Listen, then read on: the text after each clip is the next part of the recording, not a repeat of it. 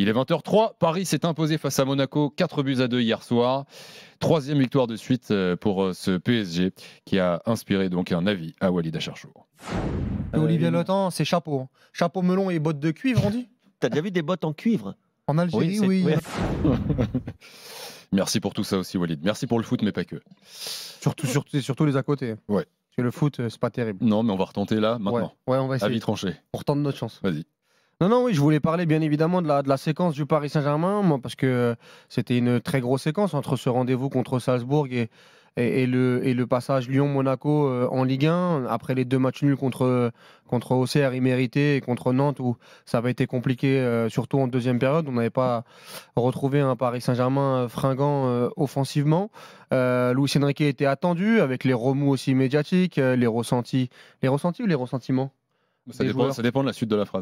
Les ressentiments des joueurs. Tu veux dire Dembélé, tout ça? Oui, voilà, les ressentiments de certains joueurs, ce qui est sorti notamment dans la presse, le fait que Luis Enrique ait fait une réunion avec certains pour essayer de mettre un peu d'eau dans son vin, notamment. Il était attendu au tournant là-dessus. C'était déjà un premier tournant, un gros tournant pour le Paris Saint-Germain, parce qu'en ayant eu des contre-performances contre Salzbourg ou contre Lyon et Monaco, le PSG aurait pu voir Marseille ou Monaco ou même Lyon revenir un peu au classement.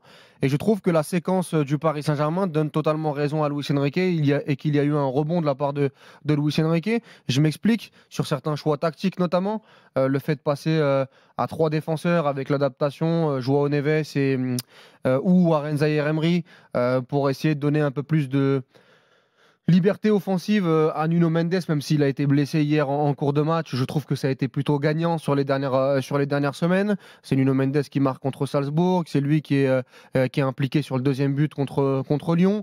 Son turnover aussi contre Lyon, où pas de Ramos, pas de Barcola, pas de Marquinhos.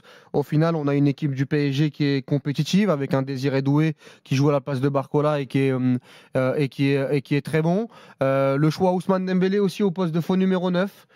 Qu'il remet un petit peu comme ça au goût du jour. Il l'avait déjà testé sur les dernières années, même sur le début de saison, mais c'était plus l'affinité avec Hakimi qui était fréquente. Et force est de constater que Dembélé, buteur contre Lyon, double buteur contre Monaco, le fait de mettre Ramos sur le banc, et même en ayant un Ramos sur le banc, il rentre, il marque. Voilà, je trouve que ces choix quand même ont été récompensés et qu'au final, moi je l'attendais au tournant contre Monaco et contre Lyon. Je m'imaginais pas 2 victoires faciles comme ça a été le cas, et ça l'est. Donc valorisons ce qu'a fait Luis Enrique. Quand c'est pas bien, je le dis. Quand c'est bien, il faut le dire et il faut avoir l'honnêteté de le dire. Donc voilà, chapeau Luis Enrique. Maintenant, il y a Lens et les échéances de Ligue des Champions qui vont être très très importantes parce qu'ils se sont mis dans la panade. Mais la séquence post-Auxerre a été pertinente pour lui. D'accord ou pas avec Walid, 32-16, on vous attend, venez débattre dans l'after, dans Génération After sur RMC. Damien, est-ce que tu es d'accord avec l'avis de Walid ce soir? Oui, je suis d'accord, mais après c'est toujours bien de dire quand c'est bien aussi. Il n'y a pas que le rôle de critique qui doit... la critique, elle peut être positive. Et au contraire, il faut le faire. Je pense que, moi, j'ai jamais été vraiment très critique négatif sur Luis Enrique, sur son projet notamment, sur ce qu'il veut faire et comment il le fait. Je trouve que toutes ces adaptations tactiques ces derniers temps lui donnent raison tout simplement. Et en plus de ça, son idée de toujours jouer avec, ou en tout cas habituellement avec un faux neuf, ça permet d'avoir sa réponse sur le nombre de joueurs qu'il veut voir marquer énormément et pas qu'un seul joueur qui, comme l'année dernière, est tributaire du rendement de Mbappé. Voilà, moi je trouve que c'est cohérent. On parlait la dernière fois de Salzbourg qui pouvait être un tournant dans la saison. Ils l'ont bien négocié. Au contraire, ils sont allés là-bas en patron. Ils les ont posés, comme on dit. Et après ça, voilà, il y avait 2 matchs. Je dis toujours qu'ils ont. Moi, c'est plus les 2 matchs que Salzbourg, parce que vu l'adversité de Salzbourg, j'imaginais pas une autre issue. Ouais, mais tu sais pas si en plus il y avait les histoires dans le vestiaire, il y avait tout ça qui mettait un peu de remous. Les mecs, ils peuvent lâcher à un moment donné le coach et dire vas-y, c'est quoi, on va perdre là-bas et puis basta. Mais en fait, ils en ont besoin de la Ligue des Champions eux-mêmes. Donc là-dessus, tu savais qu'ils allaient faire un résultat. Après, les matchs de Nantes et Auxerre, ils ont quand même pas mal de difficultés contre les équipes qui jouent regroupées derrière et ça s'est vu sur ces matchs-là où les équipes, elles ne pensent pas à marquer des buts, mais plutôt à défendre.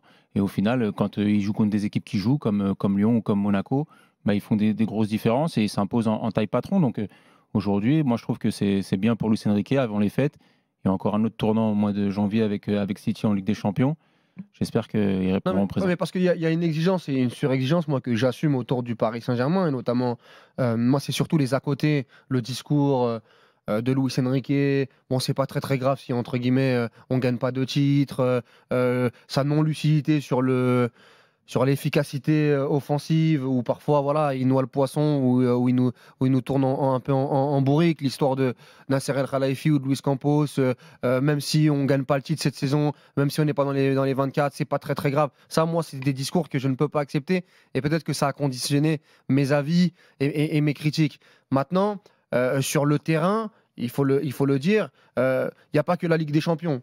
Moi, ce qu'ils réalisent en Ligue 1, là, sur la première partie de saison, c'est quand même de très très haut niveau. Quand on dit que Marseille, ils sont potentiellement à 7 points, voire à 10 points, factuellement à 2 points par match, s'ils sont à 10 points, c'est quand même qu'il y a une équipe du Paris Saint-Germain qui avance très très bien et qui engrange les points avec une certaine facilité, et avec un Ramos qui a été absent 2 mois et demi, avec toute l'inefficacité qu'on a décrit. Et ça, c'est quand même Luis Enrique qui a valorisé là-dessus. On va pas parler que uniquement de la Ligue des Champions tout le temps, que de la Ligue des Champions. On doit faire aussi ce travail-là en disant que sur 2 matchs très importants, je mets Salzbourg de côté, 2 très importants, je pense dans l'adversité contre Lyon qui était sur une très bonne dynamique, ils viennent de taper Francfort. C'est une équipe qui, moi, me plaisait vraiment bien dans le jeu. Bon, qu'est-ce qu'ils vont faire contre Lyon? Il n'y a quand même pas eu photo sur 70 minutes. Monaco, la même chose. Bon, Monaco, qu'est-ce qu'ils vont faire? C'est une équipe qui peut être redoutable. Tu vas à Louis II, test. Compliqué, Donnarumma qui sort, Nuno Mendes qui sort sur blessure. Qu'est-ce que tu fais? Bon, t'es mené 2-1, comment tu réagis? Je trouve quand même qu'il y a des belles choses du côté de ce PSG. Ouais, et moi, ces 2 matchs Lyon-Monaco m'ont mis d'accord là-dessus. Mais ce que tu mets en avant, et Damien est plutôt d'accord avec toi, est-ce que c'est pas finalement en fait la normalité? Là où tu dis Luis Enrique, bravo pour la séquence là, est-ce qu'en fait il a pas juste arrêté de faire quelques dingueries, tu vois? Libérer Nuno Mendes, j'ai l'impression que ça fait 6 mois qu'on le réclame. Parce que mettre Joao Neves dans une défense à 3 ou mettre Zaïre Emery, ça avait été critiqué notamment, ou même Fabien Ruiz, il l'a déjà fait avec Fabien Ruiz, ça a déjà été critiqué contre Auxerre notamment.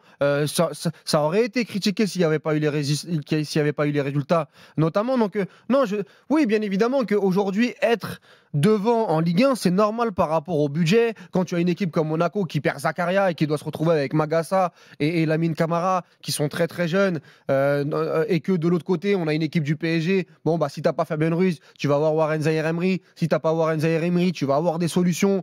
Donc oui, l'effectif du PSG à l'échelle de la Ligue 1, il est bien plus fort que les autres, pourvu de qualité. Mais de là à être à 10 points, Thibaut, 10 points à la 16e journée, moi en tout cas je l'imaginais pas. Donc je peux pas venir ici en me disant c'est normal, c'est pas possible. Je dois être cohérent. Moi en début de saison, je me suis dit Monaco va titiller le PSG, titiller, pas gagner le titre, mais titiller le PSG, et l'OM la même chose. Ou en tout cas, c'était pour moi leur mission. Là, c'est pas le cas, et il y a bien un dénominateur commun là-dessus, c'est quand même Luis Enrique et le Paris Saint-Germain, qu'on le veuille ou non.